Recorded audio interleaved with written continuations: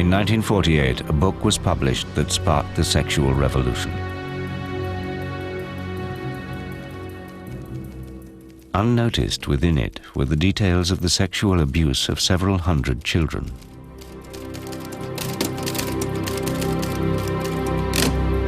Who were these children? Who were their abusers?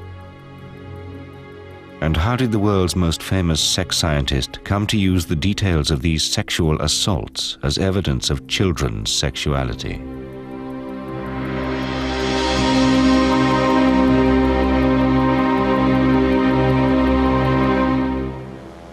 Professor Alfred Kinsey was the father of the sexual revolution. From 1948 to 1956, he traveled the world, advising governments how to modernize antiquated sex laws. From Britain, where he advised the Wolfenden Committee on Homosexuality, to Europe and America, his advice was key to updating sexual attitudes. In 1948, Kinsey published the first scientific study of what people do in bed. Sexual behavior in the human male took the world by storm.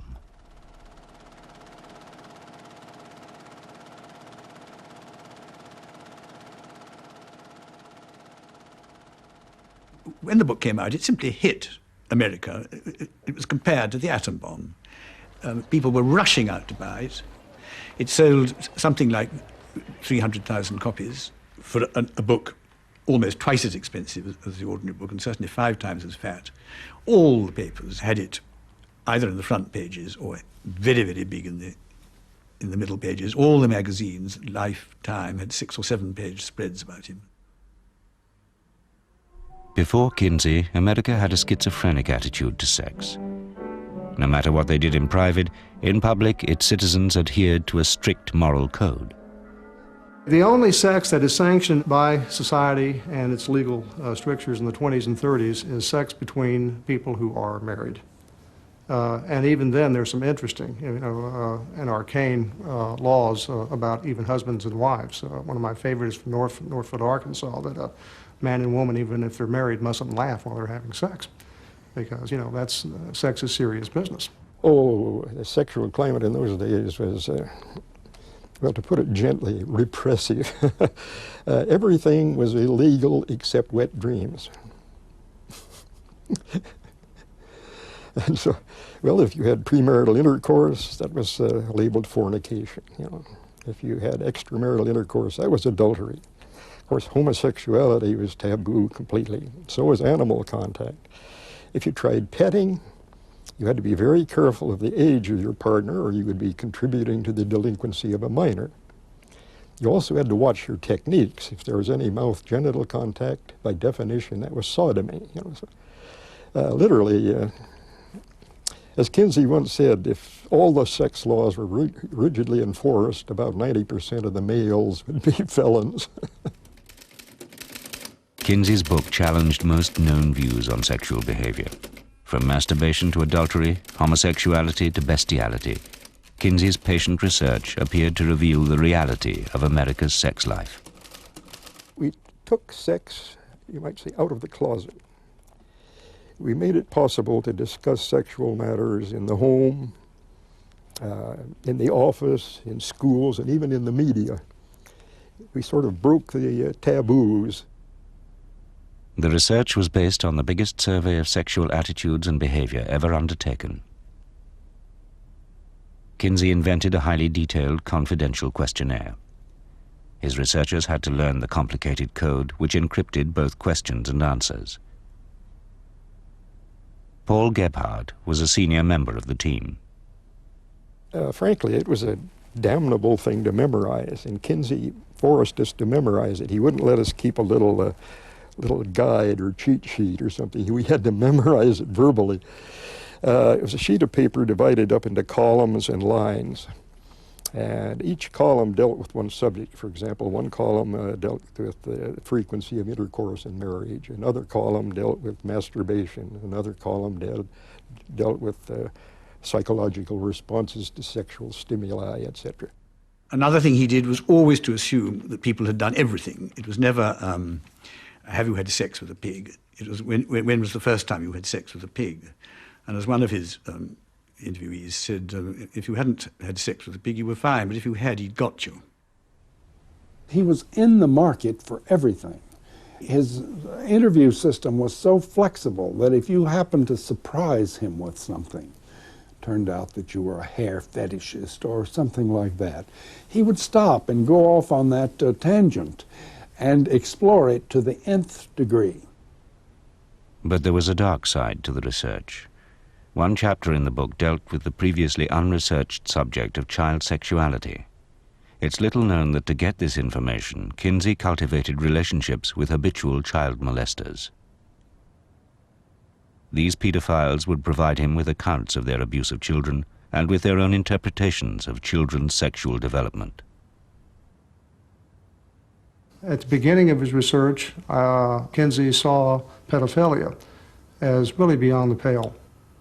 As he collected more and more data, and as he, again, hoped to promote more and more tolerance, he has a hard time maintaining moral boundaries.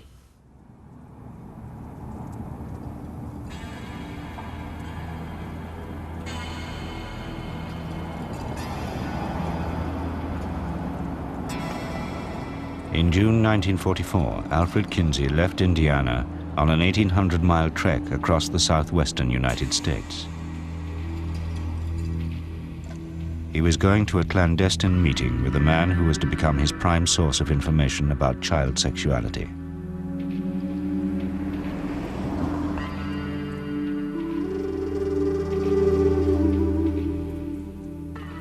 This individual was, I suppose you might say, his interest in sex was his main hobby in life. Anything was a sexual object for him. He was interested in having sex with men, women, and children and animals. And he just was curious to see what would happen.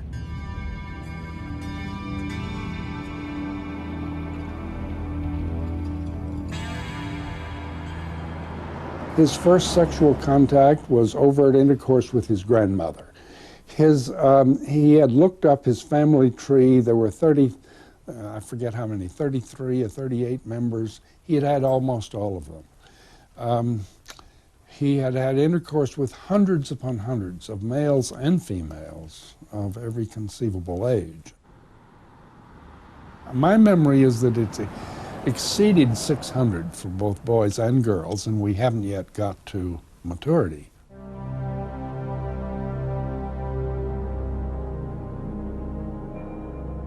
The man was a U.S. government land examiner called Rex King. To protect him, Kinsey gave him the code name Mr. Green. His job took him across Arizona and New Mexico, trips he used to prey on children.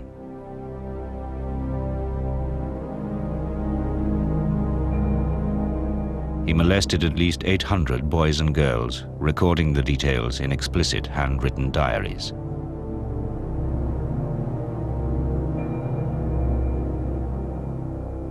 Kinsey was told about Green by his own mentor in sex research, Dr. Robert Dickinson. Dickinson had collaborated with the pedophile for several years and taught him how to record his child abuse in scientific detail. He told him how to measure things and time things, and encouraged him to, he knew he was going to do his ordinary behavior anyway. Dickinson couldn't have stopped him from being a pedophile. But he said, at least you ought to, do something scientific about it, so it won't be just your jollies, it'll be something worthwhile to science. So he gave him some training by letter and correspondence.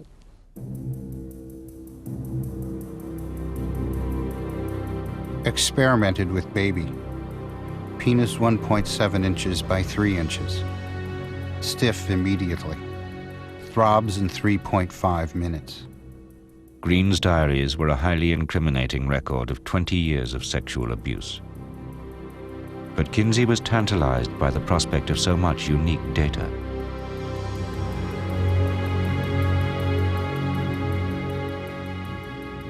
I congratulate you on the research spirit which has led you to collect data over these many years. Everything that you've accumulated must find its way into scientific channels. Kinsey worshipped data. Anyone who could contribute to his aggregate data had a very high place in his pantheon of heroes. And when Kinsey learned about this material, he saw it as a gold mine, as a scientific gold mine that would provide information in an area about which science knew very, very little. Kinsey met Green at a secret location in Arizona. Because of the illegal nature of their contents, Green had buried many of his diaries in the desert. Kinsey persuaded him to retrieve them and pass them on to him.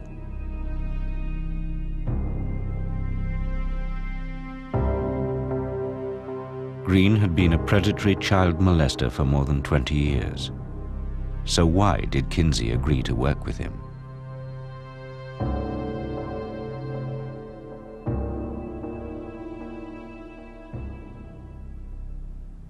Clarence Tripp was one of Kinsey's closest associates. Even today, he defends Kinsey's involvement with the pedophile.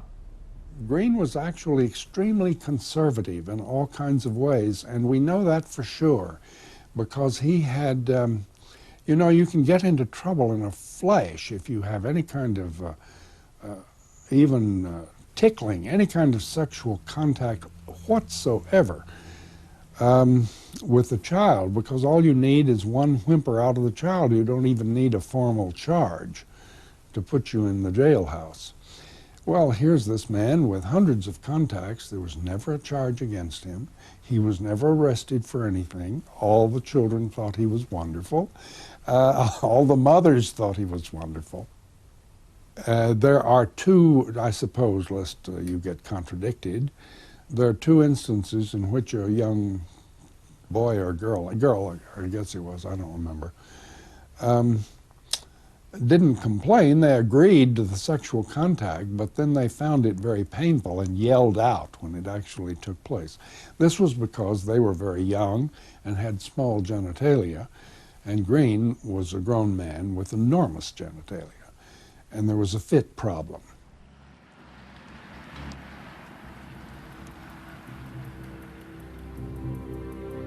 For the next 3 years, Kinsey corresponded regularly with Green.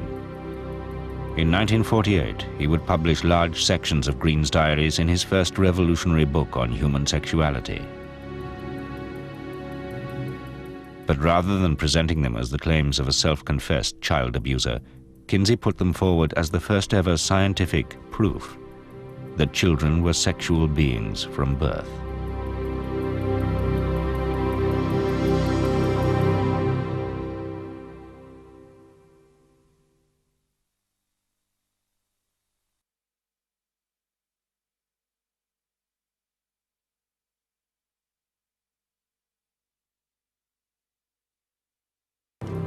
When, in 1948, Alfred Kinsey's Sexual Behavior in the Human Male became an instant bestseller, no one seemed to notice the contents of Chapter 5.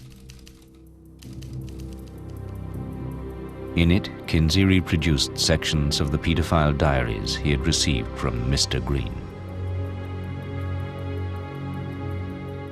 First, and with no independent corroboration, he published verbatim Green's detailed descriptions of what the pedophile claimed were orgasms experienced by the hundreds of children he had abused. Extreme tension with violent convulsion, often involving the sudden heaving and jerking of the whole body, groaning, sobbing, or more violent cries, sometimes with an abundance of tears, especially among younger children. If you read those words, what he's talking about is kids who are screaming, kids who are protesting in every way they can the fact that their bodies, that their persons are being violated. The individual in question, I think, harmed in serious ways a large number of young people. Green had also carried out what he claimed were scientific experiments to determine the age at which boys were first capable of orgasms. For the experiment, he masturbated 317 infants and children from 2 months to 15 years old, recording which ones achieved what he interpreted as orgasms. Kinsey reproduced this as Table 31. In Table 32, he laid out the time it had taken Green to bring each of these children to these so-called orgasms. Green also claimed that his experiments proved that, given sufficient adult stimulation, some of the boys were capable of multiple orgasms. Again, with no way of checking the claims, Kinsey simply reproduced them as scientific fact. Finally, in Table 34, Kinsey set out Green's notes on the time it had taken him to masturbate the children to multiple orgasms. The average interval between the first and second climaxes ranged from less than 10 seconds to 30 minutes or more. Even the youngest males, as young as 5 months in age, are capable of such repeated reactions. The table suggested that some children, including a 4-year-old boy, had been masturbated over a 24-hour period. In his book, and based primarily on Green's information, Kinsey claimed that children could, with the assistance of an experienced adult, enjoy sexual activity from the moment they were born. It was a revolutionary claim that overturned all previous scientific knowledge about the development of child sexuality. But the claim and the experiments that lay behind it have alarmed Kinsey's critics, particularly those who campaign for a return to traditional values. We have a whole chapter here in which children have been tortured for this so-called scientific data. And this is the calculations of those abuse data into tables to promote this as scientific to the world. An assessment of these data suggests that at minimum 317, at maximum 1,200 and some boys were being sexually raped around the clock using stopwatches. Because of its illegal origins, Green's material was a closely guarded secret. Only a trusted inner circle knew of its existence. It was illegal, and we knew it was illegal, but it's very important for people to study childhood sexuality. In other cultures, anthropologists can sometimes do this, but in our culture, it was because of our insistence that children are non-sexual, studying childhood sexuality was essentially impossible, except, for this case like Green. And so he contributed a fair amount to our knowledge of, and when I say our knowledge, I mean medicine's knowledge of sexuality in children. But some of Kinsey's team questioned both the morality and the scientific validity of using the material. Well, when I saw the table on time to orgasm when infants are stimulated, carried out to the fraction of a second, I thought it was an absurd page in science. But to actually stand there with a stopwatch and have somebody or oneself stimulate the infant and time it to the split second was simply so gross that I didn't feel it had a place in a scientific book. Remember that Knowles, who I've never met, was he's a very upstanding kind of man. He was damaged in childhood with all this morality. And then he had this peculiar moralistic wife, I'm understating it, and through all this, it sounded to him like pure sin. Whether or not I had a moral objection to it, and I did, but that was not the point. It was that this was a scientific book. He was proud of its being scientific. And here was some completely unevaluated, potentially important stuff carried out to absurd numbers, fractions of a second. It was irrelevant. It was unworthy of him as a scientist. 50 years after Kinsey first published Green's pedophile diaries as scientific fact, the Kinsey Institute has been forced to defend his involvement with pedophiles. director John Bancroft accepts that the scientific reliability of Green's diaries was dubious, but believes Kinsey was justified to make use of them.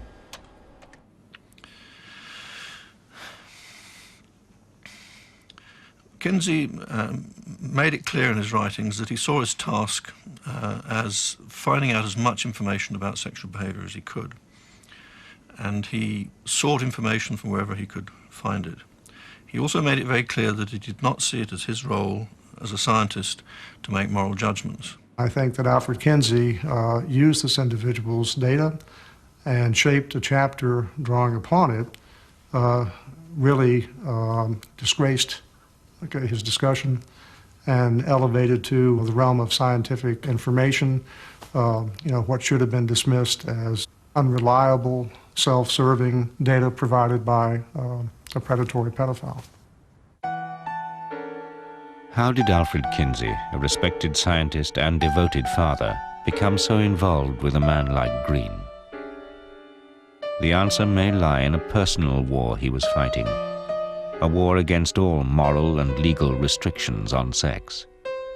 A war that had its roots in his own childhood in the slums of Hoboken, New York.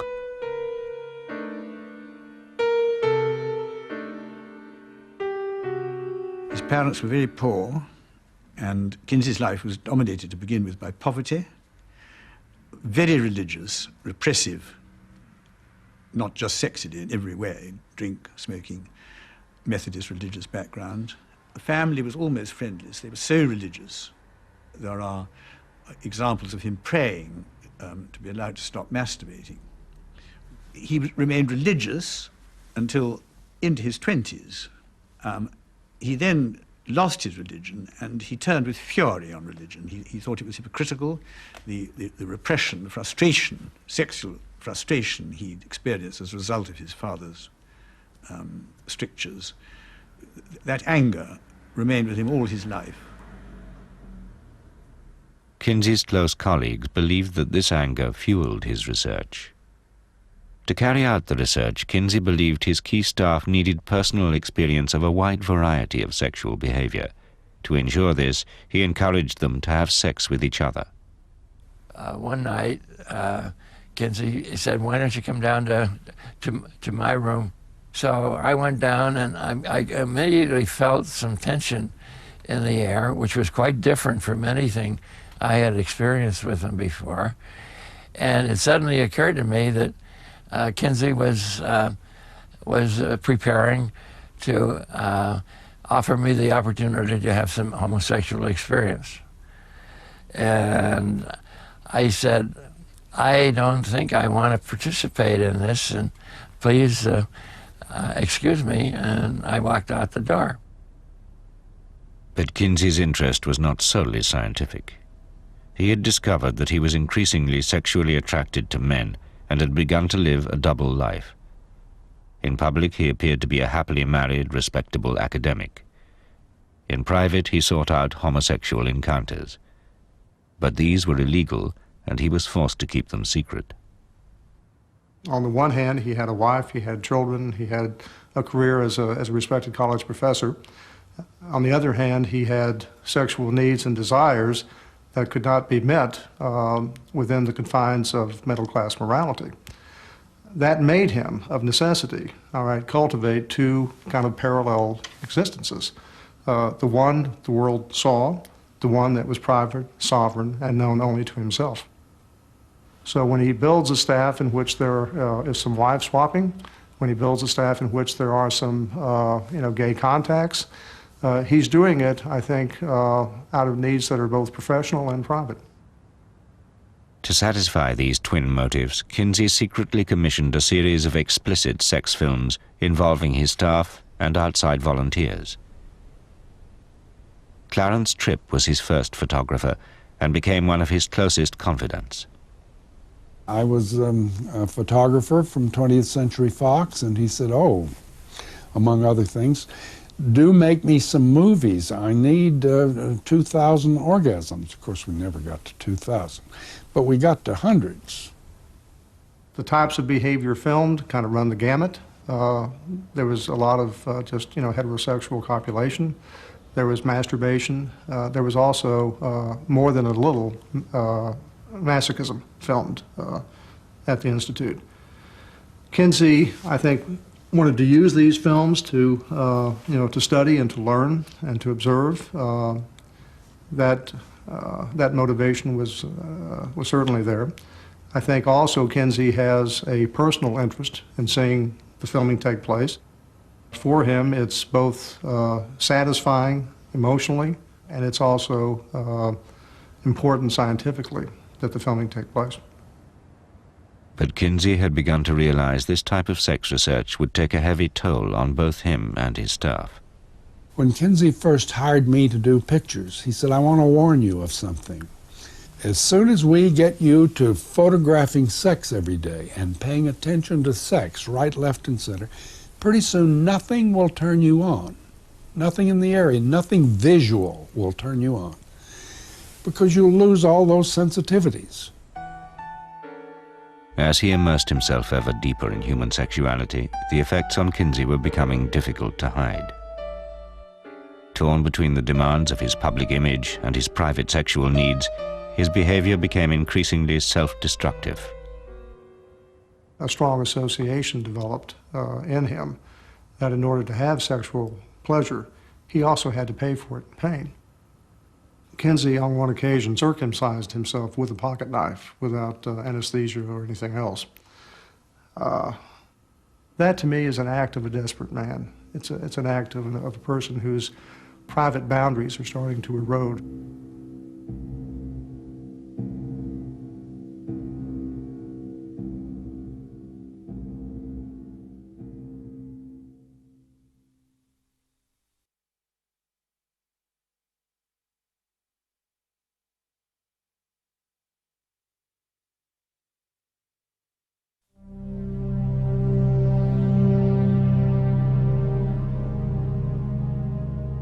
In 1947, Kinsey sent the final proofs of his chapter on child sexuality for approval by the paedophile he codenamed Mr. Green. Much of it came from Green's child abuse diaries, which has called into question its value. The fact that it's only one person in itself weakens its scientific value, but doesn't remove it. We've known of a few people of this kind who have kept detailed recordings of their sexual exploits over a long period of time. To some extent, they may feel that they're justifying their sexual behavior in the process of documenting it. And I think one has to be rather cautious about accepting their information just at face value. Kinsey's critics say that whether or not the material was scientific, he should have reported Green to the police. But the Kinsey Institute rejects this. It's inconceivable that one could do research in that way, give people guarantees of confidentiality, and then when they've given you the information, say, well, I'm afraid I'm going to have to report you to the police. That would be immorality in my book of the highest order. Some of Kinsey's other defenders claim that Green had long ceased to be an active child abuser by the time he met Kinsey, and so there was no need to report him to the police. But the Kinsey Institute refuses to release Green's diaries, which could corroborate this. Only trusted Kinsey supporters are allowed access to them. By convincing them that I was not against Kinsey, but concerned to find out what he was really like, and as they got used to me and realized that I was honest and sincere, I did finally get into, I think, everything I could reasonably have expected. But Jonathan Gaythorne Hardy's notes, taken during his access to Green's diaries, suggest that the paedophile was sexually active until 1954, more than 10 years after he first met Kinsey.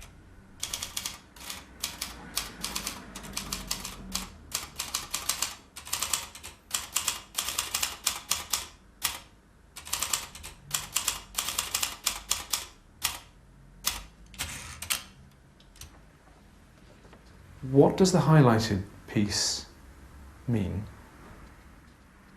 Yes. Well, you see, he may have done, but the thing is, Kinsey didn't use that information. It's quite possible that Green went on, in fact, I'm sure he did, went on having sex with everybody until then. But that was long after Kinsey had got the journals. Kinsey's critics believe his involvement with Green was morally indefensible, especially because the pedophile was probably still sexually abusing children. The only justification for defending Kinsey was that all this happened before. If Green was sexually abusing children to 1954, Kinsey's last book came out in 1953.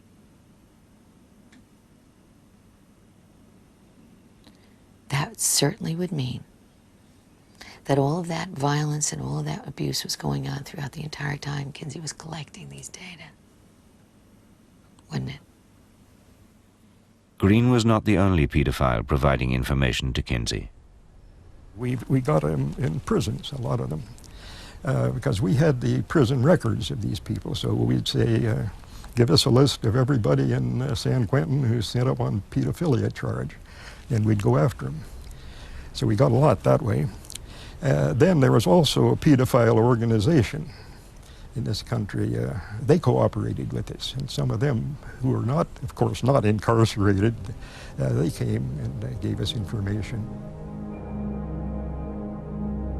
Not all of the pedophile information arriving at the Kinsey Institute in Indiana came from within America. There was a man in Germany who was a pedophile, and he wrote Kinsey. And he was interested in information about pedophilia, and he offered his own case history. Of course, Kinsey couldn't go to Germany to get it, but he wrote him questions in a letter, and they carried on quite a correspondence. And we were learning some interesting things about pedophilia in Germany, you might say. The pedophile was Dr. Fritz von Baljusek, a former senior Nazi Party official. Before the war, he had been a stormtrooper. During the war, he had commanded a ghetto in an occupied Polish town. During all this time, and in the years that followed, he sexually abused hundreds of pre-adolescent girls and boys. He recorded the details in pseudo-scientific diaries in which he claimed to have masturbated and penetrated the children to assist their sexual development. At Kinsey's request, von Baljusek sent his diaries to Indiana. But then one of his victims was murdered. So the police were looking for pedophiles, and they ran across him and decided he was probably the murderer. And so as they went through his possessions, they found in his correspondence with Kinsey. So they said, aha, Kinsey must know all about this man. We've got to have Kinsey's testimony and whatever records this man sent to Kinsey. So they got Interpol, International Police on the thing. And they even involved the FBI and some other things. And they put an enormous amount of pressure on Kinsey to reveal this guy's, the stuff he sent. And he was also keeping a sexual diary, and they wanted his diary badly. And so Kinsey said, absolutely not. This is completely confidential, and you're not going to get it. We'll destroy it before we let you have it. Von Baljusek was never charged with murder, but he pleaded guilty to sexually abusing more than 30 children. At his trial, the judge criticized Kinsey for failing to report such an active pedophile to the police. It is a criticism the Kinsey Institute rejects. I think people have got to ask themselves the question, do they believe that research into sexuality should be done or should not be done? Particularly research into sexuality which might be, in some sense, illegal. But if the cost potentially is more children at risk of abuse, can that cost be justified? Consider the cost of remaining in ignorance. Unless we know about these behaviours, we'll be in a much worse position than if we have more information about them. That was Kinsey's view. John Bancroft is adamant that Kinsey never did more than accept reports from paedophiles on their sexual activity. Kinsey didn't ask anybody to carry out any particular form of sexual behaviour. He simply asked them to let him know of their experiences that they'd had. But at von Baljusek's trial, an exchange between the judge and the paedophile seemed to suggest otherwise. The judge said, I had the impression that you got to the children in order to impress Kinsey and to deliver him material. And von Balyasek replied, Kinsey himself asked me for that. If the judge's impression was correct, and if von Balyasek was telling the truth, it would be evidence of Kinsey's involvement in ongoing child sexual abuse. It tells me that von Balyasek, who was not a sex researcher, got his directions as to how to do the, quote, scientific part of the research from Dr. Kinsey, that he was directed.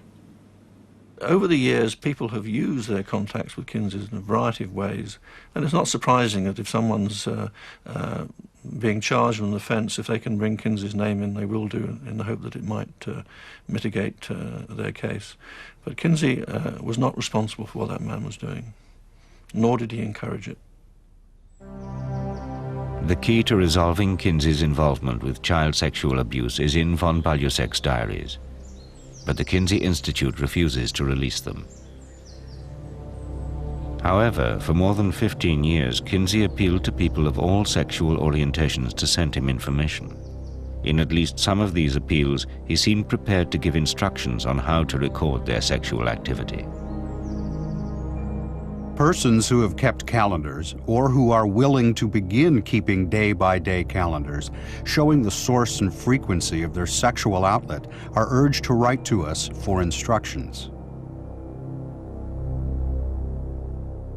So many people responded that the Kinsey Institute has never been able to catalogue their material, and today has no idea who sent in which diaries.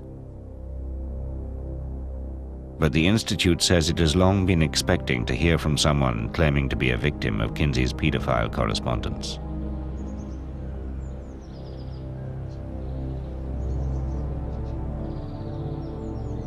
Esther White is the first person publicly to make this claim. Esther's family had a long-standing connection with Kinsey. Her grandfather attended Indiana University with him. But Esther came from an incestuous family. She claims she was abused first by her grandfather and later by her father. The abuse started with my father, I think, as a very young child, probably about age 7.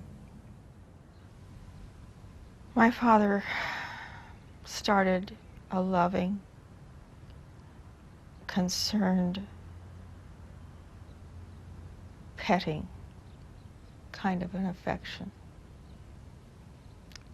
And when the opportunity came along, he took the opportunity to turn that from affection into what he called affection and love, into a sexual relationship, intercourse, oral copulation, ugly things that I don't like to talk about. Based on what her father told her, Esther believes he was one of the pedophiles who provided information to Kinsey. My father actually did mail in some questionnaires, I believe, to the Kinsey Institute about the sexual abuse that he was doing on me. At the very peak of when all the abuse was going on, there was a paper in a brown envelope, and it was kind of halfway out of the envelope.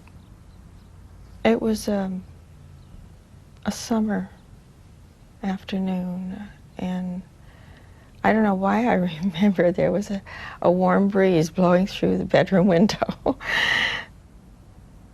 The envelope had blown a little bit, and I went to put it back on the dresser, and I saw that there were questions there. And it was a whole series of questions with little boxes in front of them. And I read one of the sentences, and I didn't know one of the words. And so I asked my father, what is O-R-G-A-Z? Oh, he says, that's orgasm. And he continued to explain to me what an orgasm was.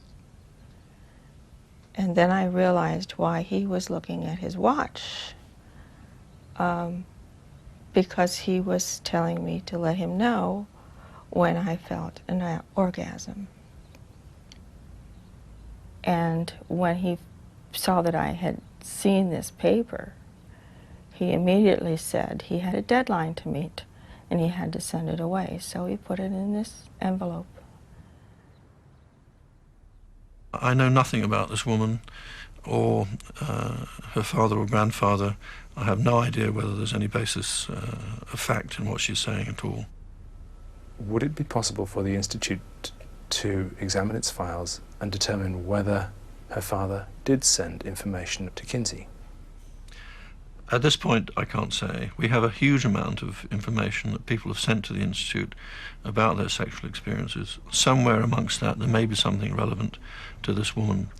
But that material is uncatalogued, unordered, and I really have no idea how difficult it will be to check that out. Can you understand, though, why she would feel disturbed by the knowledge that that material may be residing here in the Institute? If the description is accurate, then I can see she could have some concern, yes. But she can also rest assured that the material will be treated with great confidentiality. And we will never reveal the identity of anybody involved to anyone else. But from what her father said about Kinsey, Esther fears the details of her abuse may have been used in his second book, Sexual Behavior in the Human Female. In a section dealing with sex between adults and children, Kinsey claimed to have evidence that children can enjoy abuse. The adult contacts are a source of pleasure to some children, and sometimes may arouse the child erotically and bring it to orgasm. It is difficult to understand why a child, except for its cultural conditioning, should be disturbed at having its genitalia touched.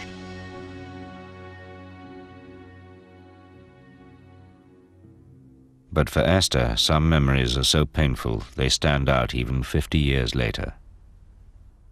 My school was going to have a little operetta. When I got on stage, I was so scared because I knew what was going to happen on the way home. My father put me in the back seat and, of course, continued to sexually abuse me. But I looked out the back window and there was a gorgeous, beautiful moon and stars. And it's very difficult to say it.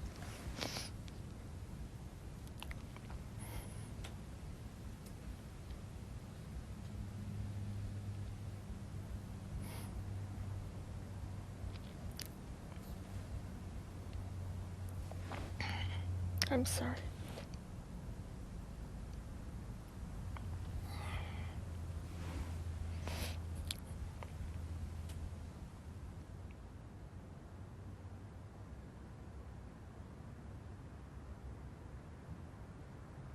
It was a very painful memory to remember. But I was crying so hard that the tears were running into my eye, out of my eyes and down into my ears. And I was crying and my sinuses were so filled up I couldn't breathe. And my ears were filling up with water. And I just had a fear, I'm going to die.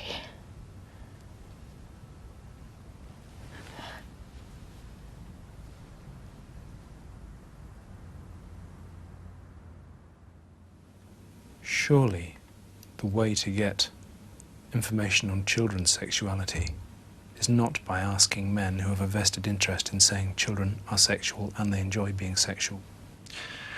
Nobody has said that the best way of getting information about childhood sexuality is by talking to paedophiles.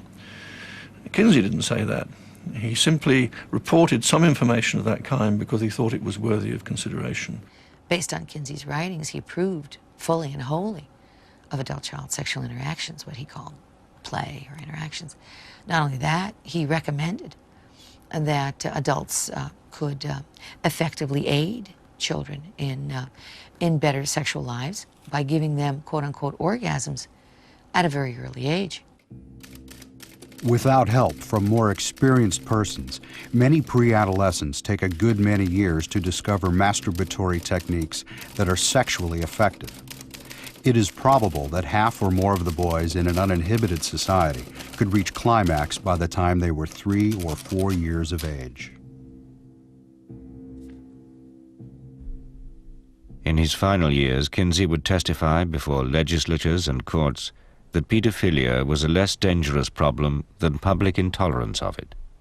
Kinsey said some of the most brilliant things imaginable about that.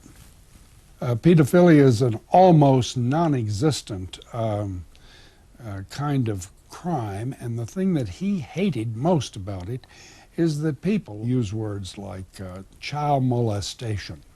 What is that? Nobody knows. Abuse of children? Are they talking about bollocks them against the ear or hitting them with a stovepipe? Are they talking about tickling them a little?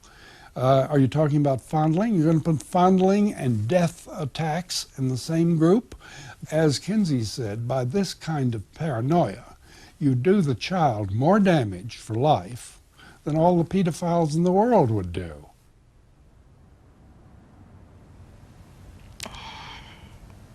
Pedophiles are very sad people. I think the fact that they're even taking the information from a pedophile perpetuates the abuse. It glorifies it to that pedophile. Esther White wants an independent inquiry into Kinsey's involvement with pedophiles, and an investigation of the child abuse diaries still locked inside the Institute. Those archives need to be opened up so people can understand that if they feel they were connected with the Kinsey Institute, that they can go back and know for sure. But Kinsey's surviving colleagues say their original promises of confidentiality make this impossible. We were asking people to put their careers and their marriages on the line by talking to us. To ask them to place that much trust in us, we had to be absolutely trustworthy. We were willing to go to jail if need be, or destroy the records if need be.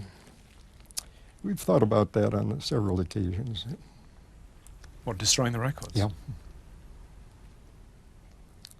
Because I even thought about it recently when some of the politicians started getting interested in the Institute. And there was a senator from Texas that wanted a congressional investigation of the Institute and its records. Then there was a local senator in Indiana, Burton. He wanted the Institute investigated. You know, they all said, oh, you probably have, case histories of sex criminals, and we'd like to get those records so we could catch these people, that sort of thing. And when they start talking like that, then we seriously think, what would happen if we started facing court orders, or if search people came in with a warrant to seize what we had? Yeah, so we've made precautions. What sort of precautions?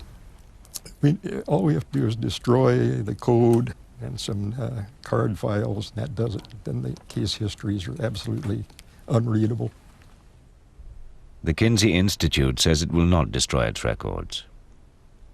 It is republishing both of Kinsey's original volumes, including all the material provided by pedophiles. They're going to be republished. I would like to stop that. I don't know how to do it, but I would like to do that.